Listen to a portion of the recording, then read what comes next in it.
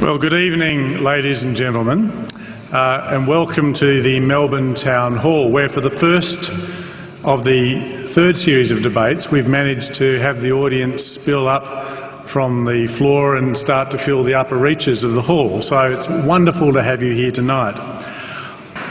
Philip Woolen.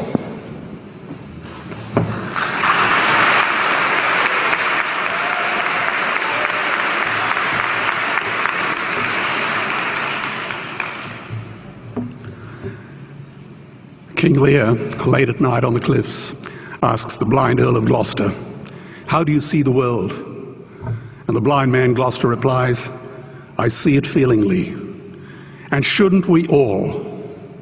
Animals must be off the menu because tonight they are screaming in terror in the slaughterhouses, in crates and in cages, vile, ignoble gulags of despair." You see, I heard the screams of my dying father as his body was ravaged by the cancer that killed him. And I realized I'd heard those screams before. In the slaughterhouse, their eyes stabbed out and their tendons slashed, on the cattle ships to the Middle East, and the dying mother wail as a harpoon explodes in her brain as she calls out to her calf. Their cries were the cries of my father. And I discovered that when we suffer as equals. And in their capacity to suffer, a dog is a pig, is a bear, is a boy. Meat today is the new asbestos, more murderous than tobacco. CO2, methane and nitrous oxide from the livestock industry are killing our oceans with acidic, hypoxic dead zones. 90% of the small fish are ground up into pellets to feed to livestock. Vegetarian cows today are the world's largest ocean predators. The oceans are dying in our time. By 2048, all our fisheries will be dead, the lungs and the arteries of the earth. Billions of bouncy little chicks are ground up alive simply because they are male. Only 100 billion people have ever lived. 7 billion people live today. And yet we torture and kill 2 billion sentient living beings every week. 10,000 entire species are wiped out every year because of the actions of one. And we're now facing the 6th mass extinction in cosmological history. If any other organism did this, a biologist would call them a virus. It is a crime against humanity of unimaginable proportions.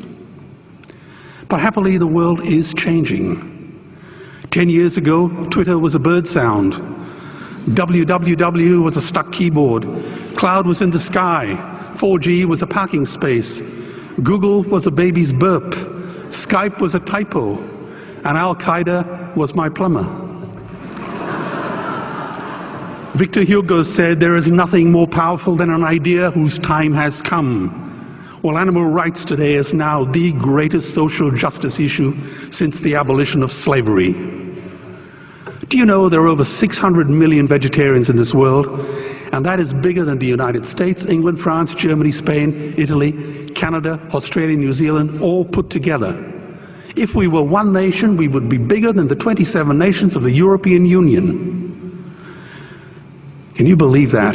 And despite this massive demographic footprint, we are still drowned out by the raucous hunt and shoot and killing cartels who believe that violence is the answer when it should not even be a question. Meat kills animals, kills us, and is killing our economies.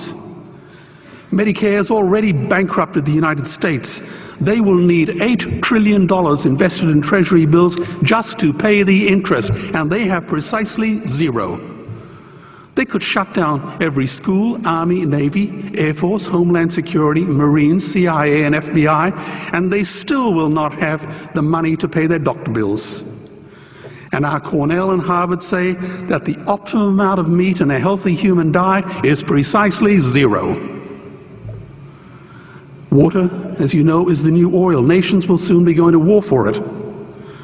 Underground aquifers that took millions of years to fill are now running dry. It takes 50,000 liters of precious drinking water to make 1 kilo of beef. Today, 1 billion people are hungry. 20 million people will die from malnutrition. Cutting meat by only 10% will feed 100 million people, and eliminating meat will end starvation forever. If everyone ate a Western diet, we would need 2 planet Earths to feed us. We've only got one, and she is dying. Greenhouse gas emissions from livestock is 50% greater than transport, as Peter said. Cars, trains, buses, ships, lorries, the whole lot.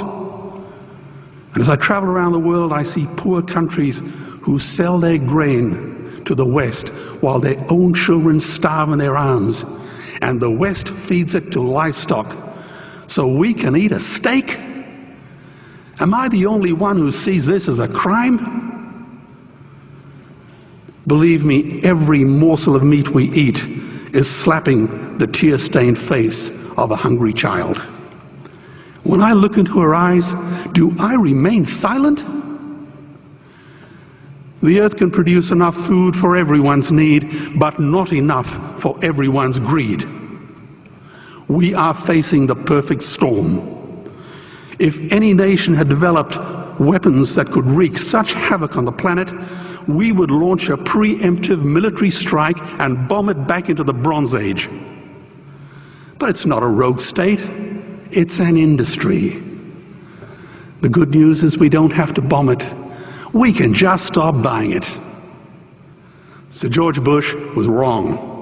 The axis of evil does not run through Iraq, Iran, or North Korea. It runs through our dining tables. Weapons of mass destruction are our knives and forks. Our proposition is the Swiss Army knife of the future. It solves our environmental, water, human health problems and ends cruelty forever. The Stone Age didn't end because we ran out of stones. This cruel, disgusting industry will end because we run out of excuses. Meat is like the 1 and 2 cent coins. It costs more to make than it's worth. And I come from the bush. Farmers are the ones with the most to gain. Farming won't end, it would boom. Only the product line will change.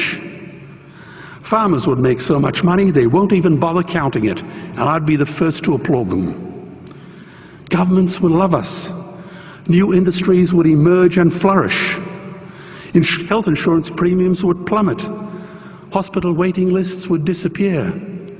Hell, we'd be so healthy, we'd have to shoot someone just to start a cemetery. So tonight I have 2 challenges for the opposition. 2 challenges. Meat causes a wide range of cancers and heart disease. Would they name one disease caused by a vegetarian diet? And 2, I'm funding the Earthlings trilogy. If the opposition is so sure of their ground, I challenge them to send a copy of the Earthlings DVD to all their colleagues and all their customers. Go on, I dare you.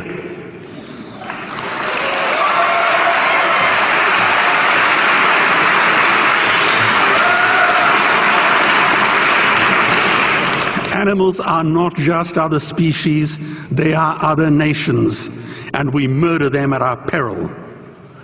The peace map is drawn on a menu.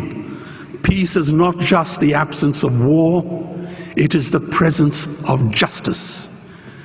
Justice must be blind to race, color, religion, or species. If she's not blind, she will be a weapon of terror. And tonight, there is unimaginable terror in those ghastly Guantanamos we call factory farms or slaughterhouses. Believe me, if slaughterhouses had glass walls, we wouldn't be having this debate tonight. You see, I believe another world is possible. And on a quiet night, I can hear her breathing. Let's get animals off the menu and out of these torture chambers. Please vote tonight for those who have no voice. Thank you.